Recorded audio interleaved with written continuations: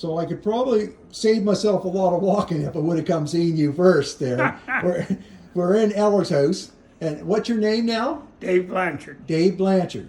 So Dave, I walked this railroad track all the way from Stillwater to here, and I know you could have saved me a lot of walking. I walked her a few times. Yeah. So I wanted to talk about that steam mill. So what did they have for mills back in the day here? Well, back when I'm talking about, it would have been in the 40s, and it was up the track about 1.5 miles from here towards Halifax, and it was owned and operated by International Cooperage Company. And we as kids, I'd be 12, 13, 14. We used to go up there on Saturdays anyways. We'd go up and we'd stick staves, make a few dollars, and then on Sundays, just as soon as Sunday school would get out, we'd usually take off up the track. We'd go up, and the guy that was in looking after, he was the boss up there and everything, a guy by the name of Jack Besant. And he always had a few chores for us to do. We used to go down and clean the stables out where the horses were. But we got that all done, and then he'd have a big feed waiting for us up in the cookhouse. Lemon pie or apple pie and hashed potatoes and baked beans. So it was always something to look for. Yeah. Not that we couldn't get something to eat at home, but it just tasted different. Yeah, it's a small world because my mother's uncle is Jack Bazant. Oh. And that mill, when they closed that down, they moved it to Falmouth, and he run the mill in Falmouth. That's right. Yeah. That's right. So Yeah. it's just- and I yeah. can remember, but they had the bunkhouse up there and the cookhouse and the bunkhouse and the cookhouse and the barns. Big and old horse barn. old horse barns there, and then they had the stave mill, where it was a steam mill, Yeah. and most of the wood they were using in it and sawing was pretty well all birch, and so they used to use the wastage off of that to put in the furnaces to get their steam up to run the mill, and but they used to cut the staves out for the apple barrels and that, and as I said, we used to go up and stick them or pile them up. You'd pile so many one way and so many the other way, and just keep. Yeah. The pile would be Yeah. about 4 or 5 feet high when you were finished. Yeah. They used to do it like that to get them to dry out a bit. The railroad had put a siding in up there.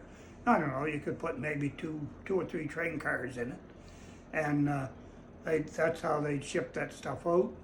But they'd also put out the trimmings off of the staves. They would make an awful lot of kindling, and they used to bundle that. That used to be in a bundle and had wire around it. Bundled that up, and that used to be shipped out too for sale. Ship them all out. Yeah, So we had Stillwater yeah. community, and that was Joe. What was Joe's name that he lived? Gibson. Joe Gibson. He lived in there. And then there were a couple other in your time. There's quite a few. There's actually a school Wow. and a lot, but you still remember a few families I living in there. remember, I remember a few. There was, just before you crossed the track and you go in the road, you used to come in off the old #1 highway just before you get to Cameron Lake. You go in there, and the first house on your right-hand side was where Shires lived. Okay. Dick Shires and his mother. And then as you went down the track coming towards Windsor, there was another family by the name of Bentley's, Mr. Jim Bentley. He lived there, and then you went down the track for another half a mile or so, and you came to George Lytle's, and those are the only families that lived up there in that I could, back then. But prior to that, there used to be quite a little community up in Stillwater. Yeah. Because that was the place where Ellershouse had one of his mills. Yeah. So Ellershouse, this is the host right here, right? This is the guy Yeah. that I can see it out the window here. I hope I can. So that house right there, this is where this whole community started, right? That was basically where he started. Yeah, He had around, I don't know, 50 or 60,000 1,000 acres of land. acres of land. Yeah, Pretty well all his lands were above the railroad track. yeah, And that was the part of the community, and that's what he came here about 1865. yeah. So he had his own money. Well, at one time, He had a lot of men working for them, and he made his own. He had his own promissory note that he paid his employees with, yeah, and they used to be able to turn that money, buy stuff at the local store here in the village. 'Cause, Yeah. I mean, prior to him coming here, there was people lived here. This was known as siding number 4 okay, on the old railroad. yeah, And they used to take on wood. They used to cut wood up in back here, and they'd haul it down there, and that's what they were burning then instead of coal back So- in those days. so they burnt firewood to Firewood make the and- steam and- to run the train. to run the trains, and there was a few houses here, and there was a couple stores. But when Ellershouse came, he brought some people out from Germany with him to start with, and then along shortly after he was here, there was a shipwreck somewhere down the eastern shore, and it was a boat loaded. It was from Germany, and they were going to someplace in the States.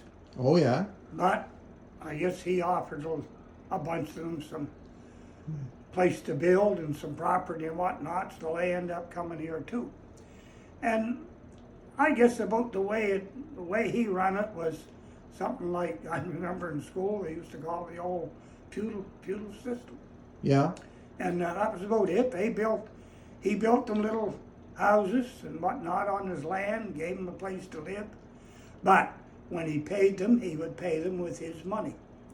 And they would take their money down to the store down here, which was basically just a promissory note. And Mr. Stevens, he was the owner of the store, and they had an agreement and everything. And by the time the notes came due, Ellershouse had more money coming in from different ventures he was in, and he would go down and he would buy these notes back from Mr. Stevens.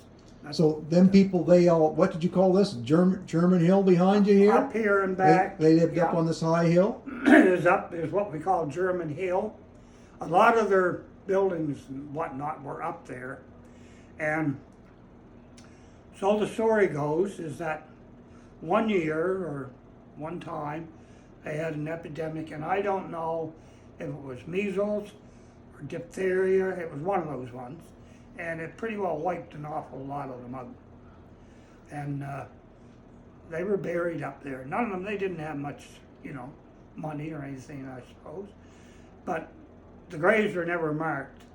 So we don't know where, we just know that We don't know where they were. they call but that German Hill, and That's we know why. that a lot of people were buried up there, Yeah. but there's no way anybody can tell where No, it was today. No, I remember So- we as kids, we used to run around and we'd be up there with picks and shovels and here's where they may be here. Yeah. I remember my father saying, "Leave that stuff alone." Yeah.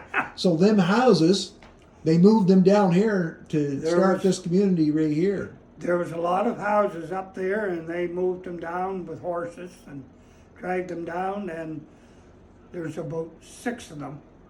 6 of the houses going on the road to Hartford from here that are original houses that came from up there. Yeah. Yeah. So And, that's they just moved them down, and there's there's a lot of the old parts left here. There's the Ellershouse and mansion there. Used to be another one over back of it that he had built for his son-in-law, Mr. Colchester, yeah. and it burnt down in the 60s. And then, well, as you come up the Ellershouse Road and make the turn to go to Hartford, there's a big white house there in the corner, Yeah. and that was built for his chief engineer. And he built the church that's in the community. And as you come up, you'll notice another big house up on the hill, and that was built for his farm manager. Oh, okay. And so there's a lot of those houses that are Yeah. that I'm still done. gonna stop you here, but I want to do Yep. another video on your family, the Blanchards, and how they got Uh-huh. here. So Yeah. we'll do that on a different one. But this is Yep. this is the original Ellershouse right there.